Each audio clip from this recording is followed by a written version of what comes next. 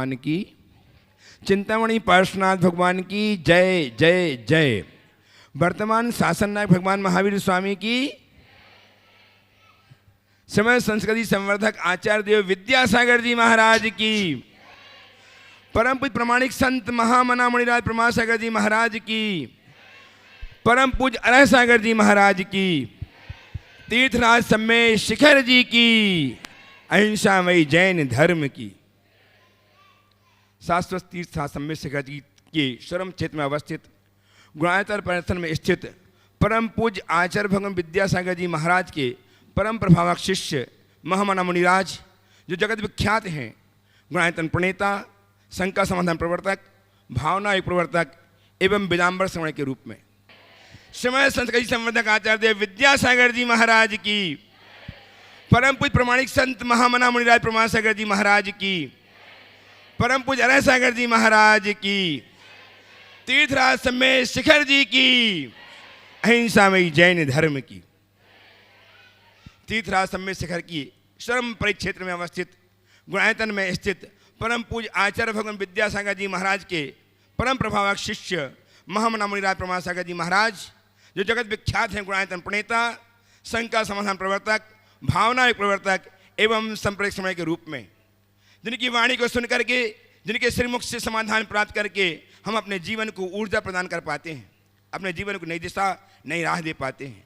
आज हम पुनः एकत्र हुए हैं साक्षात उनके समक्ष उपस्थित होकर के अपनी शंकाओं के समाधान प्राप्त करने के लिए, और प्रतीक्षा कर रहे हैं वे लोग अपने घरों में बैठ करके पारस चैनल एवं प्रमाणिक ऐप में अपनी शंकाओं के समाधान प्राप्त करने के लिए। उन सबका मैं गुणायतन एवं शिवतन परिवार की ओर से, न्यास की ओर से वंदन करता हूँ, अभिनंदन करता हूँ और आप सबको जोड़ना चाहता हूँ। मैं गुरुदेव के चरणों से आपको जोड़ूं, उसके पूर्व में चाहता हूँ कि गुरुदेव का बड़ा हस्त हमें आशीष के रूप पर प्राप्त हो। अतः मेरे साथ उच्चारें, नमोस्तु भराश्री, नमोस्तु भराश्री, नमोस्तु भराश्री। गुरुदेव की परिकल्पना गुणायतन जो कुछ ही समय में लोकार्पित होने वाली है, जिसमें कारण बने हैं आप, आपका उदात्त मन, आपकी उदारमना प्रवृत्ति, आपके दान से असंभव हो सका है। आज भी बहुत से लोगों ने अपने आप को अनेक प्रकार से गुणायतन से जोड़ करके अपने जीवन को धन्य किया है। मैं उन सबका अभिनंदन करता हूँ और उनके नाम उच्चार कर रहा हूँ, आपकी करतल ध्वनि उन तक पहुँचे। रजत दान दे करके अनिल कुमार जी, कुसुम जी अजमेरा, रांची ने अपने जीवन को धन्य किया है। बहुत बहुत साधुवाद, आपकी तालियां वहाँ तक पहुँचें। स्वर्ण कार्य के लिए स्वर्ण दान दे करके विनय कुमार जी जैन, उषा, वर्षा, आशीष, आरीश जैन कोटा, इन्होंने स्वर्ण अंगूठी प्रदान की है। बहुत बहुत साधुवाद।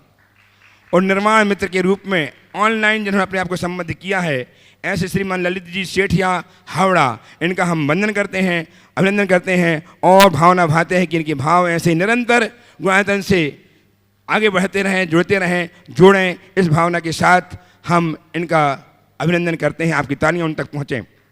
गुरुदेव, आज के इस कार्यक्रम को मैं कुछ ऑनलाइन प्रश्नों के माध्यम से प्रारंभ कर रहा हूँ।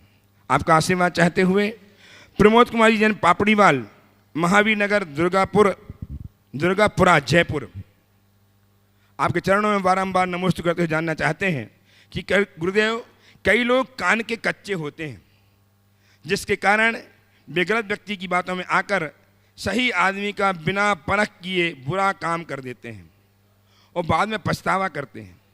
प्रश्न यह है कि चिकनी चुपड़ी बातों में जल्दी क्यों आ जाता है? हम कान के कच्चे न बने, इसके लिए हमें क्या करना चाहिए? बहुत अच्छा सवाल है। कान के कच्चे न बने, इसके लिए क्या बने, क्या करें? तब मैं कहता हूँ, कान के कच्चे बनने से बचना चाहते हो तो विचारों के पक्के बनो। जो अपने विचारों में पक्का होता है वो कान का कच्चा नहीं होता। वो जल्दी किसी की बातों से प्रभावित नहीं होता और लोगों की बातों से प्रभावित होकर किसी प्रकार की प्रतिक्रियाएं भी नहीं देता। हम सब किसी की बात सुने पर विश्वास तब तक न करें जब तक वो पूरी तरह से तथ्यात्मक रूप से हमारे सामने ना हो। जिनके खुद के विचार दृढ़ नहीं होते जिनका चित्त चंचल और अस्थिर होता है, वे लोग बहुत जल्दी औरों की बातों में आ जाते हैं और फिर उसका दुष्परिणाम भी भोगते हैं। इसलिए व्यक्ति को विचारों में परिपक्व होना चाहिए, अपने धुन का पक्का होना चाहिए और दूसरों की बातों से अप्रभावित रहने की कला विकसित करनी चाहिए। गुरुदेव अल्पना जैन कटनी आपके चरणों में बारंबार नमोस्तु करते जानना चाहती हैं कि शब्द ही जीवन को अर्थ दे जाते हैं और शब्द ही जीवन में अनर्थ कर जाते हैं। जब शब्द से ही अर्थ है और शब्द से ही अनर्थ है, तो प्रश्न मेरा यह है कि अर्थपूर्ण शब्द की प्राप्ति का मंत्र क्या है?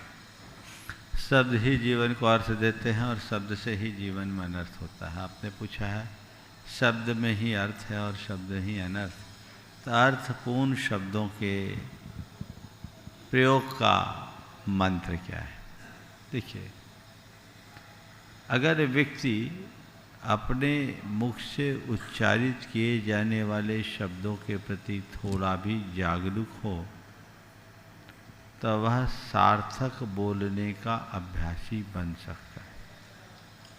और मैं एक बहुत छोटा सा उपाय आपको बोलता हूँ। अगर आप अपने वचनों पर संयम लाना चाहते हैं, इसका प्रयोग करें, सुनिश्चित तौर पर आप उससे प्रभावित होंगे। गुरुदेव हर पल बोले, मुझे सही बोलना है, सुंदर बोलना है, मुझे सही बोलना है, सुंदर बोलना है, मुझे सही बोलना है, सुंदर बोलना है। सही बोलो, सुंदर बोलो, सही बोलो, सुंदर बोलो। ये मंत्र बार बार दोहराइए। ये आपके अगर अवचेतन मन में बैठ जाए तो फिर इससे आपको एक स्वाभाविक प्रेरणा मिलेगी और जब कभी मुख से कुछ अनर्गल निकलने को होगा, अंदर से आवाज़ आएगी, सही बोलो, सुंदर बोलो, रास्ता अपने आप प्रशस्त हो जाएगा। गुरुदेव हजारीबाग से हीरा जी बजात्या आपके चरणों में बारंबार नमोस्तु करते जानना चाहती हैं कि परायों को अपना बनाना इतना मुश्किल नहीं है जितना मुश्किल है अपनों को अपना बना के रखना।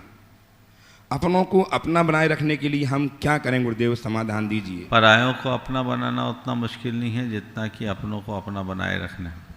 मैं एक ही बात कहता हूँ, जैसे परायों से हम अपनापन रखते हैं तो अपना बन जाते हैं, वैसे अपनों से अगर अपनत्व बना के रखें तो उन्हें अपना बनाने की ज़रूरत ही नहीं। अपनों से अपनापन क्यों नहीं रहता? क्योंकि हम अपनत्व खो देते हैं। हम अपनों से अपनी दूरियां बना करके चलते हैं और जहाँ दूरी होती है वहाँ निकटता कहाँ से आएगी? तो हमें चाहिए कि हम अपनों से अपनत्व को बनाए रखने की क्षमता विकसित करें, अपनत्व को बनाएं। जो जो हम अपनत्व को बढ़ाएंगे, अपनापन अपने आप बढ़ेगा। गुरुदेव पुष्पा सुभाष चंद्र जैन, सेलू, परभणी, महाराष्ट्र आपके चरणों में बारंबार नमोस्तु करते जानना चाहती हैं। वे कहते हैं कि ऑनलाइन सवाल का निराकरण करने से आपके द्वारा मुझे ऊर्जा मिलती है। मेरा भावना योग पर सिद्धांत है। मेरी शंका है कि ज्ञान खर्च करने लायक है और वैराग्य अनुमोदना करने लायक है, तो दोनों का समर्थन एक साथ कैसे करें? गुरुदेव, यहाँ आचार्य श्री के नाम से पाठशाला चलती है, हम बच्चों को दर्शन हेतु ले जाएंगे। इसके लिए आपका संबोधन हम चाहते हैं, हम धन्य हो जाएंगे। ज्ञान खर्च करने लायक है और वैराग्य अनुमोदना करने लायक है। आचार्य श्री के नाम से पाठशाला चल रही है, बच्चों के लिए क्या बोला? लेके जाएंगे, बच्चों को लेके गुरुदेव के पास जाएंगे। अच्छा, हम उसके लिए आपका आशीर्वाद चाहते हैं। बिल्कुल आशीर्वाद है। देखिए, ज्ञान खर्च करने लायक है और वैराग्य अनुमोदना करने लायक है। जिनके भी ये वचन है ये अपने आप में अर्थपूर्ण है, पर मैं इसे थोड़ा संशोधित करना चाहता हूँ। ज्ञान खर्च करने लायक नहीं है, ज्ञान बांटने लायक है, और वैराग्य अनुमोदना करने लायक नहीं, वैराग्य प्रेरणा देने लायक है। प्रेरित करे। अगर मेरे हृदय में वैराग्य होगा तो मैं उस वैराग्य से औरों को भी प्रेरित करूँगा। मेरा वैराग यदि औरों को प्रेरित करता है तो वैराग का अलग मजा है। तो तुम ज्ञान पाओ तो उसे अपने तक सीमित न रखो, जितना बने बांटो। और तुम्हारे हृदय में वैराग्य हो तो अपने वैराग्य को इस तरीके से जियो कि जो मिले वो तुमसे प्रेरित हो, उसके जीवन की वास्तविकता का बोध होने लगे। आप लोग ये पंक्ति दोहराते, जग की नश्वरता का सच्चा दिग्दर्श कराने वाला। अगर वैराग्य ऐसा दिखे जो हर व्यक्ति के हृदय को परिवर्तित कर दे तो जीवन का एक अलग ही मजा होगा। गुरुदेव, उदयपुर राजस्थान से अनिल जी मेहता आपके अनन्य भक्त आपके चरणों में बारंबार नमोस्तु करते जानना चाहते हैं कि गुरुदेव, वाहन चालक हाँ। चौराहे पर पुलिस चेकिंग देखकर रास्ता पलट देता है, हाँ, रास्ता पलट देता या पुलिस से आंख बचाकर निकल जाता है, तो चालक अपने आप को धोखा देकर पाप कर्म मान रहा है या चालान का पैसा बचाकर अच्छा कार्य कर रहा है? वाहन चालक अगर आंख बचाकर भागता है तो अपने आप को धोखा देकर कर्म मान रहा है, पाप कर्म मान रहा है, या चालान का पैसा बचा करके अच्छा कार्य कर रहा है? मैं कहूँगा वो चालान का पैसा बचाने की चालाकी कर रहा है। उसे चाहिए कि ऐसी बातों को देखते हुए आगे के लिए नसीहत ले, और वाहन चला रहे हैं तो आवागमन के जो नियम हैं उनका पालन करते हुए चलाएं, ताकि आने वाले समय में निज पर को किसी प्रकार का व्यवधान ना हो। सिडनी ऑस्ट्रेलिया से नमता जी ट्रस्टी गुणायतन आपके चरणों में बारंबार नमोस्तु करते हुए जानना चाहती हैं कि गुरुदेव, भगवान की वेदी निर्माण में स्वर्णदान क्यों किया जाता है, इसका क्या महत्व है? देखिए, वेदी के निर्माण में स्वर्णदान क्यों किया जाता? कोई ज़रूरी नहीं कि वेदी बनाने के लिए स्वर्णदान दें, पर चूँकि वेदी में हम लोग स्वर्ण का कार्य कराते हैं और भगवान को जिसमें विराजमान किया जाए वो तो समो शरण का द्योतक है। भगवान का जो समो शरण होता है उनकी मूल वेदी तो रत्नों की होती, तो रत्नमय वेदी की जगह हम समो शरण बना रहे, कम से कम स्वर्णमय बना दे। स्वर्ण की नहीं बना पा रहे तो थोड़ा बहुत स्वर्ण का काम तो कर दे। इस भाव से भगवान की वेदी में स्वर्ण कार्य कराया जाता है। सुनिश्चित ये महान पुण्य का कारण होता है। जैसे हम वेदी बनाने का पुण्य पाते हैं, वैसे ही वेदी की भव्यता के लिए भी अगर हम अपना द्रव्य लगाते हैं तो वो हमारे पुण्य का कारण है। और ये इस बात का भी द्योतक है कि भगवान मेरे तन पर सोना नहीं सौंपता, सोना तो आपके चरणों में सौंपता है, और मैं उसे सार्थक करने के लिए आपके श्री चरणों में अर्पित कर रहा हूँ। ऐसा मनोभाव बनाकर रखना चाहिए। मुकेश जी, साधना जी गंगवाल बारा राजस्थान से कोटि कोटि नमोस्तुति करते जानना चाहते हैं कि महाराज जी, कौन किसका क्या है, कौन किसका क्या है, इसका कोई सबूत नहीं, फिर भी हम यकीन कर लेते हैं कि हमारे प्रति अपनों का पूर्ण समर्पण है, लेकिन अंत में होता वही है, अपने ही आलोचना करते हैं और सफलता की राह में कांटे बन जाते हैं। तो महाराज श्री, हम पहचान कैसे करें कि कौन किसका क्या है, किसका कौन किसका है? इसकी पहचान बाद में करना। मैं कौन हूँ और मेरा कर्तव्य क्या है, पहले इसे पहचान। लोग दूसरों की पहचान करने के चक्कर में अपने आप को भूल जाते हैं। पहले अपने आप को जानो, अपने आप को पहचानो, अपनी क्षमताओं को समझने की कोशिश करो। जब आप अपनी क्षमताओं को ठीक तरीके से समझ पाओगे तो फिर आपको दूसरों के ऊपर ज़्यादा डिपेंड नहीं रहना पड़ेगा। और यदि कदाचित ऐसी स्थिति बनती भी है जिसमें आपको दूसरों से निर्भर होना पड़े, तो उस व्यक्ति को 2-4 बार देखो, समझो, एक साथ विश्वास मत करो। निकटता से देखकर उसकी परीक्षा करके ही किसी व्यक्ति पर विश्वास और भरोसा करना चाहिए। और जो परीक्षा करके विश्वास करते हैं वे कभी धोखा नहीं खाते, और जो बिना परीक्षा के विश्वास करते हैं वे कदम कदम पर धोखा और धोखा ही खाते हैं। प्रत्यक्षतः प्रस्तुत होकर प्रश्न करने के लिए तैयार हैं श्रीमती मधु जी संतोष जी गंगवाल, कोलकाता प्रवासी, नॉर्थ कैरोलिना, अमेरिका।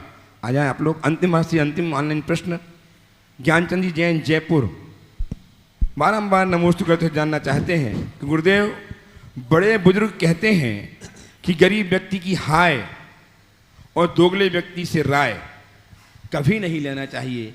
इसका अभिप्राय कहाँ क्या है, यह कहाँ तक उचित है? बहुत बोधपूर्ण वाक्य है। गरीब व्यक्ति की हाय और दोगले की राय कभी नहीं लेना, क्योंकि गरीब की हाय बहुत बुरी लगती हो, एक प्रकार की बद्दुआ है।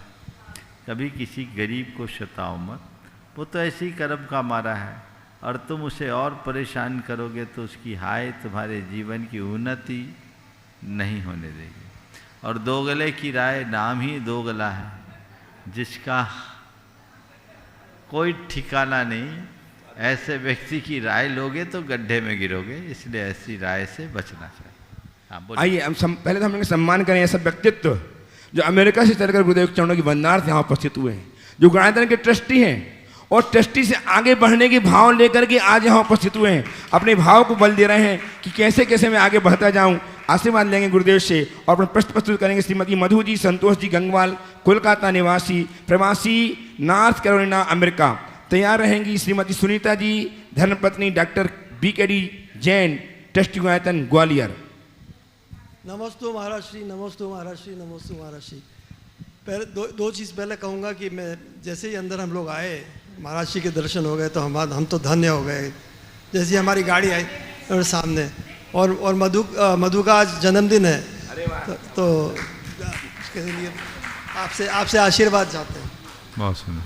तो मेरा प्रश्न, मेरा ये थोड़ा सा इन्वॉल्व प्रश्न है। दलाई लामा से किसी ने पूछा कि सबसे ज़्यादा आश्चर्यजनक क्या चीज़ है, तो उसने कहा आदमी, क्योंकि वो अपने सबसे पहले स्वास्थ्य का बलिदान करता है पैसा बनाने के लिए, फिर वो पैसों का बलिदान करता है अपने स्वास्थ्य को ठीक करने के लिए, और वो फिर हमेशा चिंतित रहता है कि उसके भविष्य में क्या होगा, और अपने प्रेजेंट अपने अभी के समय को अच्छी तरह से जी नहीं पाता है। तो इसका ये होता है कि वो तो न तो प्रेजेंट में रह पाता है, न फ्यूचर में रह पाता है, और वो सोचता है कि वो कभी मरेगा नहीं, लेकिन फिर वो मर जाता है, और बिल्कुल बिना मतलब निष्कर्ष बेकार की ज़िंदगी जी करके मर जाता है। तो इस विडंबना से कैसे निकला जाए आदमी को? बहुत ही अच्छी बात कही गई कि दुनिया का आश्चर्य आदमी है जो पैसे के लिए स्वास्थ्य को बर्बाद करता है, और स्वास्थ्य के लिए पैसे को बर्बाद करता है, और भविष्य की चिंता में लीन रहकर अपने वर्तमान को खोता है, और जो वर्तमान को खोता है उसका भविष्य भी अपने आप खराब हो जाता है। आपने पूछा है कि इस विडंबना से कैसे बचा जाए। एक वाक्य में उत्तर देता हूँ। साधन और साध्य के भेद को समझ लें। पैसा हमारे जीवन के निर्वाह का साधन है, साध्य नहीं। पैसा तुम्हारी जरूरत है, पर पैसा ही सब कुछ नहीं। जिस दिन ये भेद रेखा स्पष्ट हो जाएगी तो सारी कठिनाइयाँ अपने आप दूर हो जाएंगी। तो हमें उस सच्चाई को समझते हुए अपने जीवन की राह प्रशस्त करनी चाहिए, और तभी हम इस बात से अपने आप को मुक्त कर पाएंगे। व्यक्ति यही सोचता है कि मैं अमर हूँ, पर सबको मरना पड़ता है। ये जो सवाल पूछा गया कि आश्चर्य क्या है, तो ये युधिष्ठिर से यक्ष ने पूछा था कि आश्चर्य महाभारत में। तो वहाँ उन्होंने जवाब दिया, अहन्नि भूतानि गच्छन्ति यम मंदिरम शेषा जीवित मिच्छन्ति किम आश्चर्यमतः परम। रोजमर्रा के जीवन में सैकड़ों लोग मौत के मुंह में समाते हैं, उसके बावजूद शेष लोग जीना चाहते हैं। इससे बड़ा आश्चर्य और क्या है, समझ गए? तो यही आश्चर्य है कि वो मर्त होने के बाद भी अपने आप को अमर्त मानता है। मनुष्य को मर्त बोलते हैं, जो मरे सो मर्त। हमारा जीवन मरने वाला है, समझ गए? तो मरने वाला जीवन पाकर के भी जो अपने आप को अमर मान बैठे, तो ये तो एक प्रकार की विडंबना ही है। जीवन के सत्य को समझे और सत्यनिष्ठ होकर आगे बढ़े, तभी हम अपने जीवन का पथ प्रशस्त कर सकेंगे। बहुत बहुत आशीर्वाद। आज आप अपने भाव से प्रेरित होकर यहाँ तक आए हैं। मैं तो यही मानता हूँ, 7 समुंदर पार जाने के बाद भी जिसकी निष्ठा की जड़ जुड़ी है, उसका जीवन वृक्ष हमेशा हरा बना रहता है। बस वो हरा बना रहे और जीवन ऐसे ही आगे बढ़ता रहे, यही आशीर्वाद। मोदी जी, आप भी पूछेंगी जन्मदिन में? शुभकामनाएं जन्मदिन की आपको, आप पूछें? आशीर्वाद, हाँ चलिए पूछ लीजिए। ओके। ठीक है, चलिए। आइए श्रीमती सुनीता जी धर्मपत्नी डॉक्टर BKD जैन, पूछना है? मेरा क्वेश्चन है कि समाधि मरण के लिए क्या करना चाहिए? आज मेरा जन्मदिन है। बहुत मैं सुंदर है। आगे- जन्मदिन के दिन समाधि मरण की बात कर रही हैं, बहुत उत्तम। और इस उम्र में तो वही होना चाहिए। अब जन्मदिन हुआ तो समझ लेना वर्षगांठ नहीं, गांठ का 1 वर्ष निकल गया। अब ऐसे भी सीनियर सिटीजन तो आप लोग हो ही चुके हैं, बल्कि काफ़ी आगे बढ़ गए। तो हमें अपनी समाधि के लिए रास्ता प्रशस्त करना चाहिए। और आप जैसे लोगों के लिए मैं ये कहूँगा कि अगर अपनी समाधि करना है तो पहले भारतवासी बनो। अमेरिका में तो ये कानून ही नहीं है, वहाँ तो कर ही नहीं पाओगे। तो दायित्वों से मुक्त हो, अपने आप को समेटो और भारत आकर बसो। शिखर जी आके बस जाओ, ये तैयारी करो। और फिर जो समय समय पर मार्गदर्शन दिया जाता रहा, उसके अनुरूप अपने जीवन को आगे बढ़ाएं। सारा रास्ता खुद ब खुद प्रशस्त हो जाएगा। श्रीमती सुनीता जी धर्मपत्नी doctor BKD Gwalior trustee Gunayatan. और तैयार हैं श्रीमती इतेश्वरी ऋषभ कुमार जी जैन कांचवाले जबलपुर। नमोस्तु महाराज जी। महाराज जी, मेरा प्रश्न ये है कि मोहवश या जाने अनजाने में हुई गलतियों का प्रक्षालन कैसे करें? देखिए, छोटी मोटी गलतियों के लिए तो भगवान के सामने अपनी निंदा ग्रहण करें और उससे बचने का संकल्प लें। उसकी पुनरावृत्ति न करने की भावना दोहराए। और बड़ी गलती हो तो गुरुजनों से प्रत्यक्ष जाकर उसका प्रायश्चित। नमस्ते। चलिए। श्रीमती इतेश्वरी ऋषभ कुमार जी जैन कांचवाले जबलपुर उपस्थित हों। और तैयार हैं उदयपुर से श्रीमान कैलाश जी सुलोचना जी जैन। विश्ववंदनीय गुरुवर को सारे विश्व का सत सत नमन। सबसे पहले तो मैं आपकी कृपा का पात्र हूँ। मैं 2 लाइन बोलना चाहती हूँ। भवसागर की लहरों ने भटकाई मेरी नैया, तू लहर का रूप पहन कर मेरी नाव किनारे लाया। तेरी दया को मैंने पाया, तेरी कृपा को मैंने पाया। महाराज जी, मैं पाठशालाएं संचालित करती हूँ और मैं चाहती हूँ कि मैं इस काम को किस प्रकार करूँ। बहुत प्रसन्नता का विषय है कि आप पाठशाला चला रही, पर मैं चाहूँगा कि अब पाठशाला को हमें आधुनिक तकनीक के साथ चलाना चाहिए। टेक्नोलॉजी का प्रयोग करके यदि बच्चों को आप पाठशाला में पढ़ाओगे तो बच्चों का पाठशालाओं के प्रति आकर्षण भी बढ़ेगा और वह हमारी बात उनके लिए ज़्यादा बोधगम्य भी होगी। इसलिए पाठशाला पढ़ाइए, टेक्नोलॉजी के साथ पढ़ाइए। और यदि आप लोगों को वैसी सामग्री उपलब्ध नहीं है तो अपनी पाठशाला को प्रामाणिक पाठशाला से जोड़ लीजिए। सारी सामग्री वो लोग आपको सुलभ कराएंगे। देश भर में सैकड़ों स्थान की पाठशालाएं अब प्रामाणिक पाठशाला से जुड़ गई है, जिसमें वो सारी सामग्री आपको देंगे। और जो पाठशालाएं प्रामाणिक पाठशाला से जुड़ करके चल रही है उसके बहुत अच्छे परिणाम आ रहे हैं। जहाँ बच्चे पाठशाला से भागते थे अब भागकर पाठशाला आते हैं, तो वो रास्ता निकालिए, बहुत अच्छा। आइए श्रीमान कैलाश जी, सुलोचना जी जैन, केशवनगर उदयपुर, और तैयार हैं श्री वीरचंद जी, विनीता जी अग्रवाल, बनारस, ट्रस्टी गुणायतन।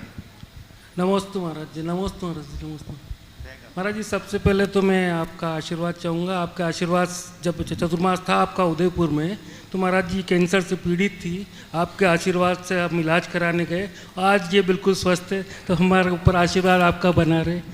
नमस्ते महाराज। उदयपुर समाज की तरफ से भी आपको सबको नमस्ते महाराज जी। महाराज जी मेरा एक आपसे सजेशन है, मैं आपसे राय चाहता हूँ। महाराज जी आज की तारीख में युवा वर्ग धर्म से बहुत कम जुड़ा हुआ, साधु संतों की सेवा में बहुत बड़ी परेशानी आ रही है। आज भी सीनियर सिटीजन ही साधु सेवा में जुड़ा हुआ है। तो आज भी जैसे उदयपुर में चतुर्मास हो रहा है तो वहाँ महाराज जी युवा नहीं जुड़ पा रहा है। तो महाराज जी मेरा आपसे निवेदन है कि हम क्या करें सीनियर सिटीजन के युवाओं को इस कार्य में जोड़ सकें। पहले ईमानदारी से ये बताओ कि अब युवा बचे कहाँ। मैं एक स्थान में चातुर्मास कर रहा था, वहाँ युवाओं की मीटिंग बुलाई, तो आप सुनकर हंसोगे। 18 से 25 के बीच के कुल 3 थे, और युवाओं में जितने आए थे सब 45 से 55 के बीच वाले। मैंने पूछा क्या बात है भाई, तुम्हारे गांव में कोई युवा नहीं है क्या? बोले महाराज आप हम ही लोगों को युवा मान के चलिए। मैं पूछा क्यों? बोले हमारे जितने भी युवा बच्चे या तो पढ़ रहे हैं या जॉब कर रहे हैं, हम लोग उनकी चौकीदारी कर रहे हैं कहाँ। ये एक बड़ी विडंबना है। अब घरों में आप सर्वे करिएगा, छोटे बड़े सब प्रकार के शहरों में केवल सीनियर सिटीजन मिलेंगे। हो सकता है आपके घर में भी आपके बच्चे शायद ना हो। नहीं महाराज। अब युवा है ही नहीं तो कहाँ से आएंगे? लेकिन महाराज जी जो है वो भी नहीं आ पा बोल रहे। तो रहा हूँ, सुनो तो। फिर जो हैं उनकी कोचिंग है, उनकी क्लासेस है, तो सवेरे से उनको उसी में लग जाना है। अथवा उनकी जीवन शैली उल्टी है, रात के 12-1 बजे के पहले सोना नहीं। उनका सूरज ही सुबह 10 बजे उगता है, तो जिनका सूरज 10 बजे सुबह उगेगा उनका क्या हाल होगा? कहाँ वो साधु संतों के पास आएंगे, कहाँ धर्म ध्यान में लगेंगे? और आजकल का जो कल्चर डेवलप हो रहा है, सैटरडे संडे में भी लोग बिजी होते हैं। सैटरडे की जो नाइट क्लब का कल्चर समाज में तेज़ी से बढ़ गया है, तो रात के 12-1-2 बजे तक लोग क्लबों में अपनी मस्ती करते रहते। सारा युवा उधर भाग रहा है, तो सुबह उठ करके भगवान का अभिषेक कैसे करेगा? इसके लिए एक बहुत बड़े परिवर्तन की ज़रूरत है। बचपन से बच्चों के अंदर संस्कार जगाएं, उन्हें व्यसनों से मुक्त रहने की प्रेरणा दें, उनकी पढ़ाई और उनके कैरियर के चुनाव के समय इस बात का ध्यान रखें कि उनका धर्म ध्यान न छूटे। और आप देखिए, जब आप अपने बच्चों को पढ़ाई के लिए भेजते हैं तो अच्छा इंस्टीट्यूट देखते हैं, अच्छा स्थान नहीं देखते हैं। आप ये नहीं देखते कि मेरा बेटा जहाँ जा रहा है उसको दिन से भोजन मिलेगा कि नहीं मिलेगा, मेरा बेटा जहाँ जा रहा है उसको भगवान के दर्शन मिलेंगे कि नहीं मिलेंगे। आप तो बच्चे से कहते बेटा पढ़ना है, ये सब तो चलता है, आजकल सब चलता है, चलने दो, वेज नॉन वेज का मैसेज चलेगा। नींव कमजोर कौन कर रहा है? माँ बाप की बच्चे। तो गुनाहगार आप हो कि आपके बच्चे? बात समझ में आ रही है? तो उसको दूर कीजिए। युवा अब ऐसा नहीं है कि युवाओं में धर्म के प्रति लगाव नहीं है, लगाव तो है, पर उनकी जीवन शैली अलग है। मैं तो शिखर जी में देखता हूँ युवा कितने आते हैं, बहुत आते हैं। छुट्टियां मिलती तो सब आते हैं, पर वो दिनचर्या बदल गई, व्यवस्था बदल गई, इसलिए सारी समस्याएं खड़ी हो रही। अब पहले आप 3-4 भाई होंगे, कितने भाई थे? दो भाई। हाँ, 2 भाई। 2 भाई और बहन? एक बहन। 3 थे ना? आपके कितने हैं? मेरे 1 लड़का 3 लड़कियां। 1 3 है ना, चलो बढ़िया, फिर तो अच्छा है। पर अब तो प्राय एक ही मिलते हैं। अब कहाँ बढ़ेंगे, कहाँ, संख्या कहाँ है? इसके दूरगामी परिणाम बहुत भयावह होने वाले हैं। आने वाले 50 वर्षों के बाद बहुत मुश्किल होगी, क्योंकि तब तक हमारे सारे युवा महानगरों में शिफ्ट हो जाएंगे। आपके बच्चे आपकी संपत्ति बेचने के लिए ही आपके घर आएंगे। आप सब साफ हो जाएंगे। अभी तो कम से कम सीनियर सिटीजन भी धर्म क्षेत्र में आगे आ रहे हैं, बाद में तो मुझे लगता है कि सिटीजन ही नहीं रहेंगे।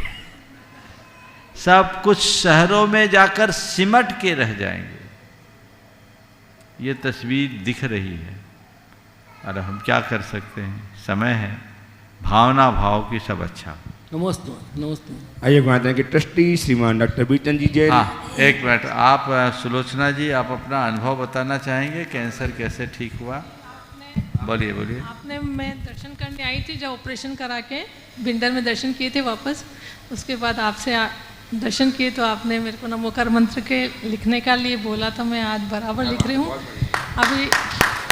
अभी 1 महीने से मुनिराज वहाँ पधारे हुए हैं, श्रद्धानंद जी, पवित्रानंद जी महाराज, तो अभी बिजी होने से मेरे नमोकार मंत्र अभी लिख नहीं पा रही हूँ, तो मेरे को कुछ बाकी 2017 से बराबर नमोकार मंत्र लिख रही हैं। जी देखिए जी, तो मेरे को इतनी खुशी होती है, लिखते समय भी बहुत गदगद हो जाती हूँ मैं। ये एक उदाहरण है। इन्हें जब मैंने बताया था उस समय भावना योग का प्रवर्तन नहीं हुआ था जी। ये नमोकार मंत्र लिख रही थी।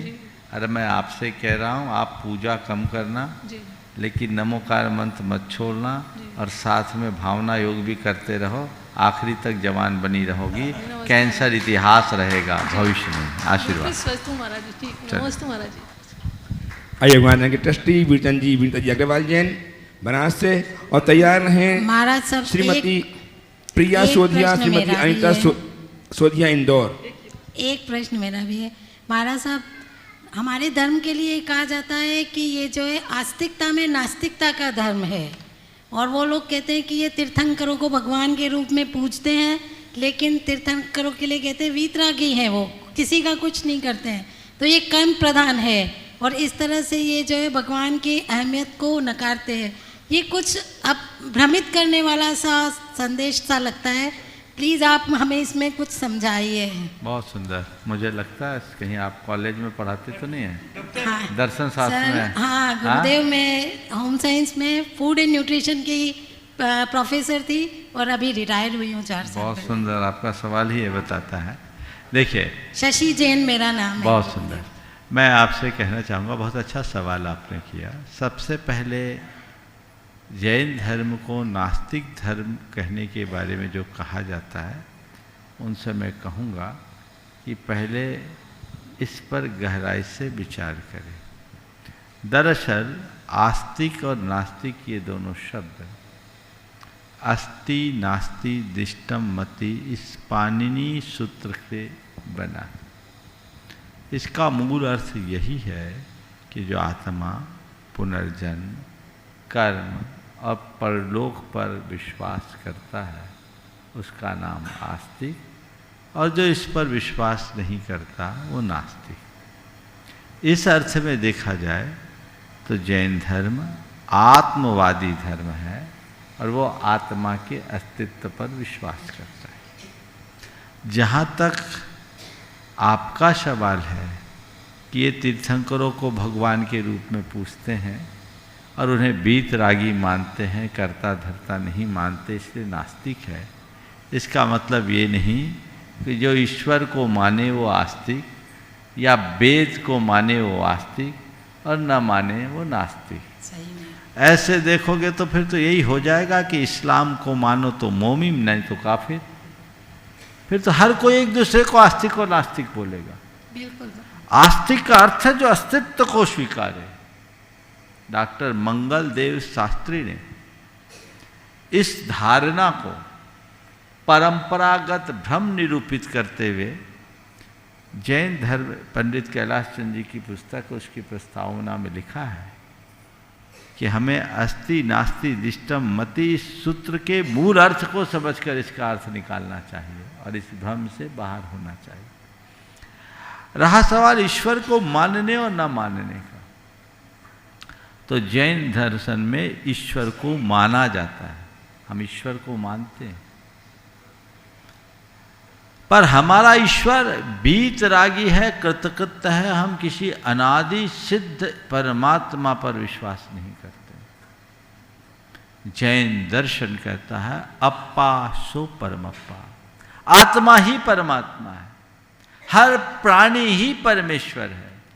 जब तक उसमें विकार है तब तक आत्मा है, और जब निर्विकार हो जाए तो परमात्मा है। ईश्वर को मानते हैं एक प्रेरणा के रूप में, पर ईश्वर के कर्तृत्व को नहीं मानते। एक बार एक दर्शन शास्त्र की प्रोफेसर मेरे पास आई थी। उन्होंने मुझसे आपसे ही मिलता जुलता सवाल चर्चा में किया कि महाराज श्री जैन दर्शन की बाकी बातें तो अच्छी लगती है, लेकिन एक बात समझ में नहीं आती, आप ईश्वर को मानते, ईश्वर के कर्तृत्व को क्यों नहीं मानते? देखिए ने मुझ पर ईश्वर ने कितनी बड़ी कृपा की कि मेरे पति की दोनों किडनियां खराब हो गई थी, उसने ठीक कर दी। ईश्वर ने कितनी बड़ी कृपा की, मेरे पति की दोनों किडनियां खराब हो गई थी, ईश्वर ने ठीक कर दी। मैंने कहा बहन जी यदि ये बात है तो मुझे आपके ईश्वर पर संशय है। यदि ये बात है तो मुझे आपके ईश्वर पर संदेह है। बोले क्यों?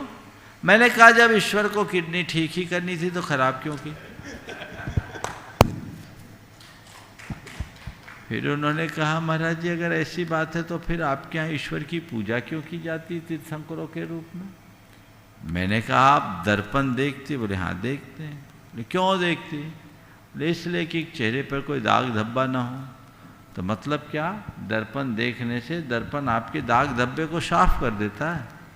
दर्पण आपके दाग धब्बे को साफ कर ना महाराज, दर्पण में दाग देखते हैं और हम खुद प्रेरित होकर अपना दाग साफ कर लेते हैं। तो मैंने कहा बस यही हमारे भगवान की स्थिति है, वो एक दर्पण है जिसमें हम अपनी छवि देखते हैं, उनसे प्रेरित होकर दाग धब्बे को साफ करते हैं। तो ईश्वर के कर्तृत्व के अभाव में भी ईश्वर की उपासना में कोई बात नहीं है। ये एक सांप्रदायिक अभिनिवेश है जो किसी को भी आस्तिक और किसी को भी नास्तिक घोषित करे। दरअसल आस्तिकता और नास्तिकता का ये आधार नहीं है। हमें मूल आधार को समझ करके चलना चाहिए और उसे आगे देखना चाहिए। मैंने अपनी कृति जैन धर्म और दर्शन के पहले ही अध्याय में इस बात पर प्रकाश डाला है, आप उसे देख सकते हैं। बहुत बहुत आशीर्वाद। आइए श्रीमान बीरचंद जी ट्रस्टी गुणायतन बनारस से तैयार हैं। श्रीमती सोधिया प्रिया सोधिया जी, अनिता सोधिया जी इंदौर। बोलिए बोलिए। द्वय गुरुओं के चरणों में कोटि कोटि नमन। हे गुरुवर, हम लोग नित्य पढ़ते हैं 16 कारण भावना भाए तीर्थंकर पद पाए, पर आगम में अमूमन देखने में आता है कि जब भी किसी जीव को तीर्थंकर बंद होता है तो 16 कारण भावना के बजाय एक ही भावना, जैसे कृष्ण जी का ही अगर सत्य मान लें उसका उदाहरण कि उन्होंने आचार्य भक्ति की या वैयावृत्ति भक्ति की, द्रव्य मिश्रित। तो देखिए आपके आशय को मैं समझ गया, यहीं बीच में ही आपकी बात को और स्पष्ट कर रहा हूँ। तीर्थंकर प्रकृति के बंध के लिए 16 कारण भावनाओं की जरूरत है, पर मूल उसमें दर्शन विशुद्धि है। दर्शन विशुद्धि हो जाए तो सब हो जाए, और इन सब भावनाओं में एक में ही सब समाहित हो जाती है। श्री कृष्ण के अंदर परम दर्शन विशुद्धि थी, उन्होंने वैयावृत्ति की, आचार्य भक्ति की, और आगामी 24 के 16वें तीर्थंकर के रूप में वो प्रकट होंगे, वो हमारे नारायण थे। चलिए। श्रीमती प्रिया जी सोधिया, श्रीमती अनिता जी सोधिया इंदौर से उपस्थित हों। तैयार हैं गढ़ा कोटा से श्री समीर जी सिंघई, ममता जी सिंघई, समृद्धि सिंघई, सुष्मिता सिंघई और सौरभ सिंघई। गढ़ा कोटा से परिवार शीघ्रता से आ जाए नजदीक। नमोस्तु महाराज श्री, नमोस्तु महाराज श्री। महाराज श्री, मेरा प्रश्न है कि भाग्य और कर्म दोनों ही मनुष्य के जीवन में देखे जाते हैं, परंतु इन दोनों में अंतर क्या है, क्योंकि दोनों ही पुद्गल की पर्याय हैं। भाग्य और कर्म दोनों देखे जाते हैं, दोनों में अंतर क्या है? दोनों ही पुद्गल की पर्याय। कर्म से आशय अपना कर्तव्य या कर्म पुद्गल, क्या पूछना चाह रहे हैं आप? किस कर्म की बात कर रहे हैं? अपना कर्म। अपना कर्म जो हम कर्तव्य करते हैं, हाँ बिल्कुल ठीक है। इस दृष्टि से देखा जाए तो दोनों में कोई अंतर नहीं है, लेकिन दोनों हमारे जीवन के निर्माण के लिए आधार है।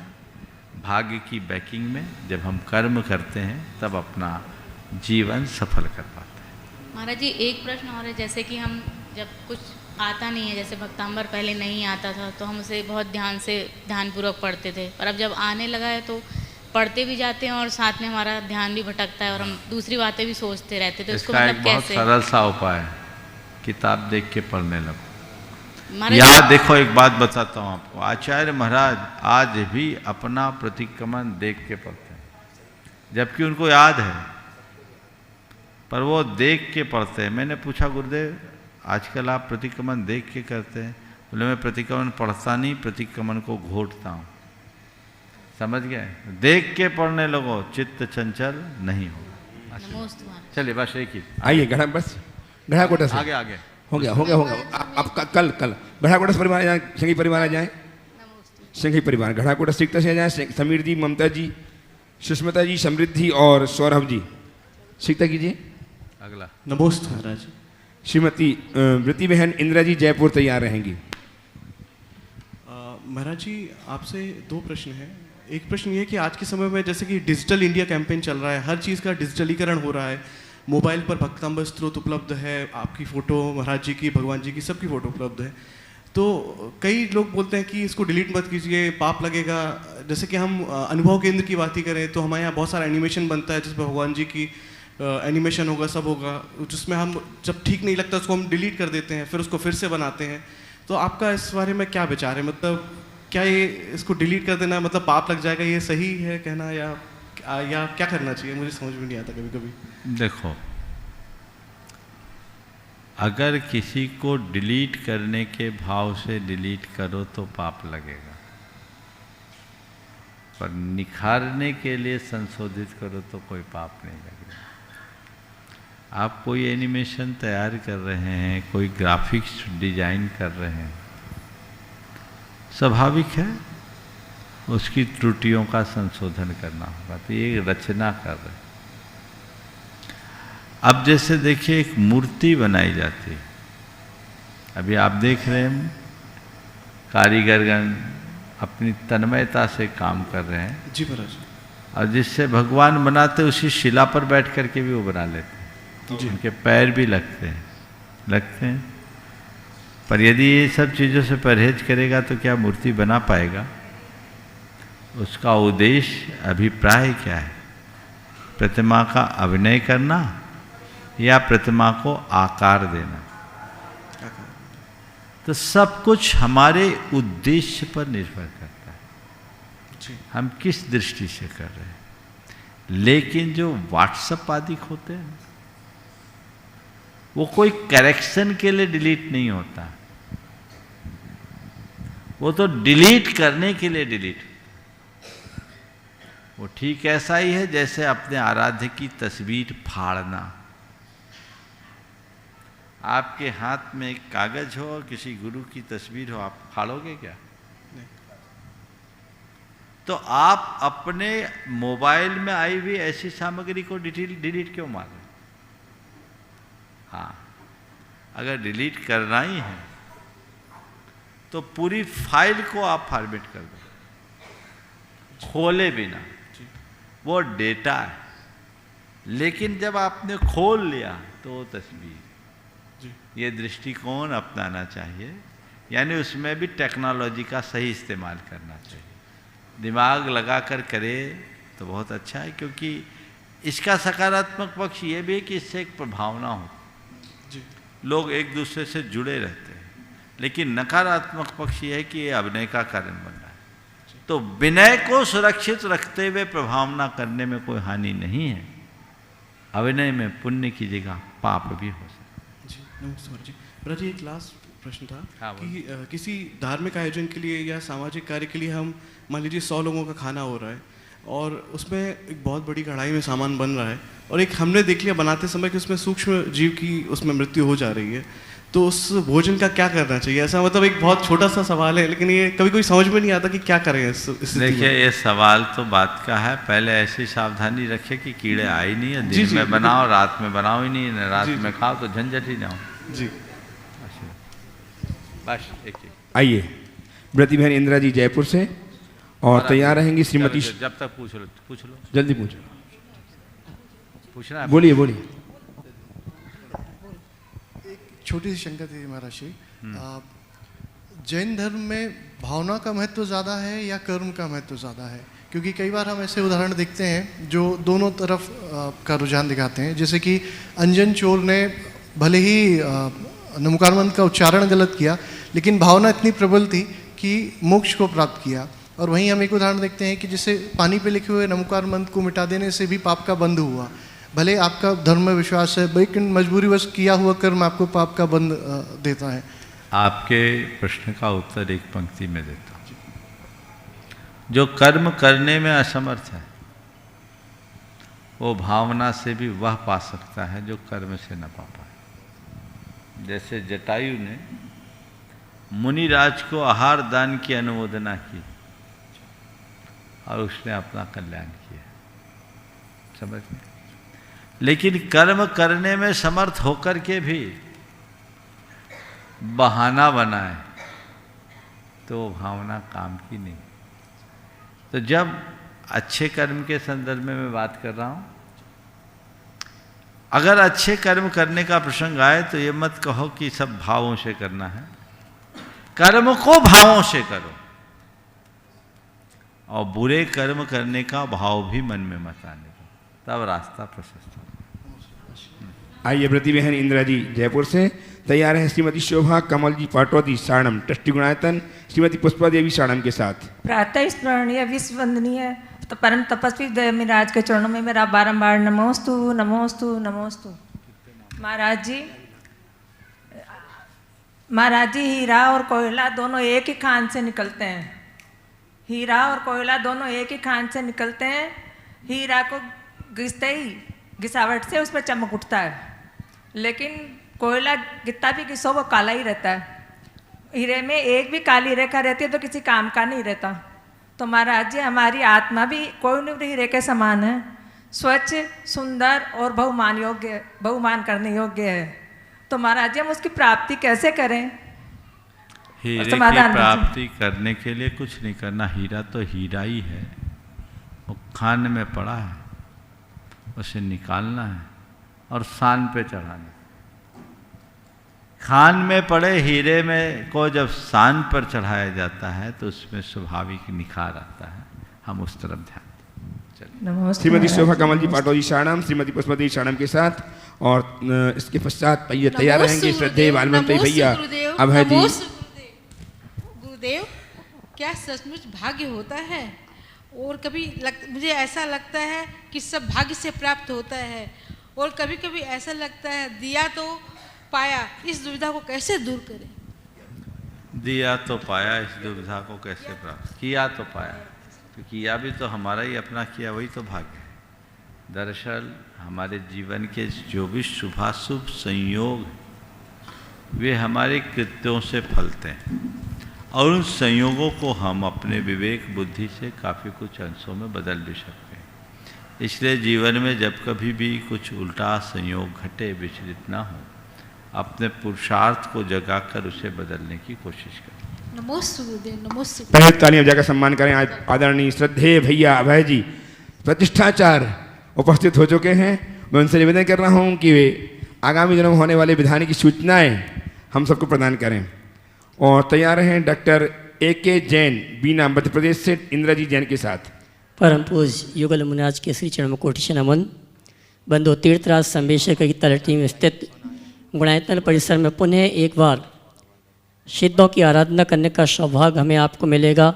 मूल संस्कृत का विधान और मूल आमनाय परंपरा में जो साधना कर रहे हैं, ऐसे संत श्रमणी गुरुवर आचार्य श्री विद्यासागर जी महाराज के परम मुनिवार शिष्य मुनिवर प्रमाण सागर जी मुनिवर अरहत सागर जी महाराज के सानिध्य में आगामी अष्टानिका महापर्व के अवसर पर 48 मंडली सिद्ध चक्र महामंडल विधान प्रारंभ होने जा रहा है और सभी संयोजना लगभग पूर्णता की ओर है। मैं कहना चाहूँगा जो भी सामान्य इंद्रनाणी के रूप में, हाँ जी, सामान्य इंद्रनाणी के लिए भी जो संख्या थी वो लगभग पूरी हो चुकी है। अब कुछ योजनाएं हैं जिन योजनाओं की चर्चा मैं आज नहीं करूंगा, कल व्यवस्थित करूंगा। बस इतना ही कहना चाहूँगा सभी मंडल न्याजकों से, सभी सामान्य इंद्राणियों से, और जो यहाँ पर नहीं आ रहे हैं टीवी चैनल के माध्यम से सीधा प्रसारण के कार्यक्रम को यहाँ पर जो होगा देखने का सौभाग्य प्राप्त करेंगे, उन सभी से कहना चाहूँगा कल बहुत ही पारस चैनल पर सीधा प्रसारण का कार्यक्रम प्रतिदिन दिखाया जाएगा। लेकिन जो मंडल पुण्याजक के रूप में यहाँ पर उपस्थित नहीं हो पाए हैं, सामान्य इंद्रनाणी के रूप में उपस्थित नहीं हो पाए हैं, उनके लिए इस आयोजना से जुड़ने के लिए कल विधिवत योजनाएं घोषित की जाएंगी। और पारस चैनल प्रमाणिक ऐप के माध्यम से जो इस कार्यक्रम को देख और सुन रहे हैं, सूचना को सुन रहे हैं, उन सभी के लिए सूचना है कि जो भी मंडल पुण्याजक के रूप में अपने परिवार के साथ आ रहे हैं, सामान्य इंद्रनाणी के रूप में यहाँ पर विधान में उपस्थित हो रहे हैं, उन सभी का सकलीकरण कार्यक्रम दिनांक 21 तारीख को यहाँ पर प्रातःकाल की वेला में परम पूज मुनिवर के प्रवचन के ठीक पश्चात यहाँ पर संपन्न होगा। विधि क्या होगी, व्यवस्था क्या होगी, ये आपको कल पूरी सूचना दी जाएगी। आइए पुनः शंका समाधान के कार्यक्रम के लिए आमंत्रित करेंगे सुदर्शन जी को। Doctor A.K. जैन साहब इंदिरा जी जैन बीना से उपस्थित हों, और लता जी चौधरी जिन्होंने मुंगावली जिन्होंने एक अंगूठी सोने की प्रदान की है गुणातन के स्वर्ण कार्य के लिए, वे भी आ जाएँ प्रश्न करने के लिए। और मृति बहन सुनीता दीदी तैयार रहेंगी। बारंबार नमोस्तु गुरुवर। गुरुवर आचार्य उमा स्वामी ने हमको एक सूत्र दिया है, सम्यक दर्शन ज्ञान चारण मोक्ष मार्ग। शास्त्रों में ये भी कहा है रागादि हटाने का श्रद्धान ज्ञान आचरण भी मोक्ष मार्ग का है। समाधान करने करें। रागादि को हटाने का ज्ञान श्रद्धान और आचरण ही मोक्ष मार्ग है, तो ये भी तो सम्यक दर्शन सम्यक ज्ञान सम्यक चारित है। रागादि को घटाने के श्रद्धान का नाम सम्यक दर्शन, रागादि को हटाने का नाम सम्यक ज्ञान, हटाने की ज्ञान का नाम ज्ञान, और रागादि परिहरणम चरणम, रागादि का परिहार करना चारित है। यानी सन्मार्ग में लगना और विकारों से बचना, यही हमारा धर्म। एक ही आइए लता जी चौधरी मुंगावली से चलो पूछो आ जाए यदि है तो, और मृति बहन सुनीता दीदी तैयार है बांसा। मृति बहन सुनीता दीदी आ जाए। मुंगावली से एक अंगूठी प्रदान की है, बार बार उनका हम बोलिए आप प्रश्न करना है वहीं से कर लो। नमोस्तु नमस्ते दोनों मुनिवर के चरणों में कोटि सा परिवार का नमोस्तु। महाराज जी हमारा क्वेश्चन है कि अभी जो भैया ने पूछा था कि 16 कारण भावना, ये 16 कारण भावनाओं बहाने से तीर्थंकर प्रकृति का बंध होता है, और मोक्ष जाने के लिए अगर मान लो तीर्थंकर प्रकृति का बंध नहीं हुआ है तो मोक्ष जाने के लिए कौन सी भावना और कौन से भावों की प्रधानता से मोक्ष प्राप्त कर सकते हैं? देखो, जिसको भी मोक्ष जाना उसको कुछ नहीं करना, केवल एक भावना भाना है, वो है शुद्धात्मा की। बस हर पल अपनी शुद्धात्मा की भावना भाते रहें। जो शुद्धात्मा की भावना प्रतिपल भाते हैं उनका मोक्ष मार्ग अपने आप प्रशस्त हो जाता है। श्रीमान प्रीतेश अदिति मुंबई अपने बच्चों के साथ, दिशान एवं कनिषा बखारिया के साथ आ जाए। प्रीतेश अदिति मुंबई से शीघ्रता से आ जाए, दोनों बच्चे जल्दी करें। और तैयार रहेंगे आरना बुलबुल मनोज जैन पुणे, यदि हैं तो छोटे छोटे बच्चे। आरना मनोज जैन पुणे, जल्दी आइए। शीघ्रता कीजिए, जल्दी आइए शीघ्र। हाँ बोलिए बोलिए बेटा। महाराज जी मेरे और मेरे परिवार से आपको नमोस्तु नमोस्तु नमोस्तु। हम मुंबई से आए हैं और मेरा यह प्रश्न है कि हमारे विद्यालय में सभी त्यौहार मनाए जाते हैं, क्या हमें उनमें शामिल होना चाहिए? कृपया मार्गदर्शन दीजिए। देखिए, त्यौहार मनाते हैं, त्यौहार मनाने दो, पर हमारे जो धार्मिक त्यौहार है हमें अपनी धार्मिक आस्था के अनुरूप मनाना चाहिए। समझिए, जिन त्यौहारों में हमारी धार्मिक आस्था का संबंध नहीं है उन त्यौहारों को हमें सेलिब्रेट नहीं करना चाहिए। ठीक है प्रीतेश जी, जल्दी कीजिए। हाँ महाराज जी, मेरा एक प्रश्न है हम लोग जो 24 तीर्थंकर हम लोग जो पूछते हैं, बराबर है, जिसमें हम लोग को गिने चुने तीर्थंकर है जिनका प्रभाव ज़्यादा रहता है, उनको हम लोग ज़्यादा पूछते हैं। तो ऐसा क्यों? हर एक तीर्थंकर को क्यों नहीं पूजो ना, कम से कम पर करो तो 24 के भीतर पूजो, बाहर तो नहीं पूजो। जो चल रहा है चलने दो। चलिए आइए, आरना मनोज जी, बुलबुल मनोज जी, पुणे, छोटे सीखते से आ जाए। आरना मनोज, बुलबुल मनोज, पुणे। अंतिम है, हो गया समय। बोलो बोलो, सीख, बोलो बोलो, दो मार्क दो, जल्दी जल्दी माइक दो, बोलो बेटा बोलो। तो मेरा प्रश्न ये है, क्या अब पाठशाला जो होती है वो लेट हो रही तो अपन कुछ नाश्ता करके जा सकते हैं? हाँ, जा सकते हैं, आप बच्चे लोग जा सकते हैं और अपने पाठशाला पढ़ाने वाले को बोलो कि थोड़ा जल्दी कर लो तो नाश्ता न करना पड़े। और पाठशाला वालों से मैं कहता हूँ कि पाठशालाओं में ऐसी कुछ व्यवस्था होनी चाहिए कि बच्चे पाठशाला भी करें और बाद में वहीं नाश्ता भी कर ले, तो दोहरा लाभ हो जाए। ये व्यवस्थाएं बना दी जाए तो सब कार्य हो सकता है।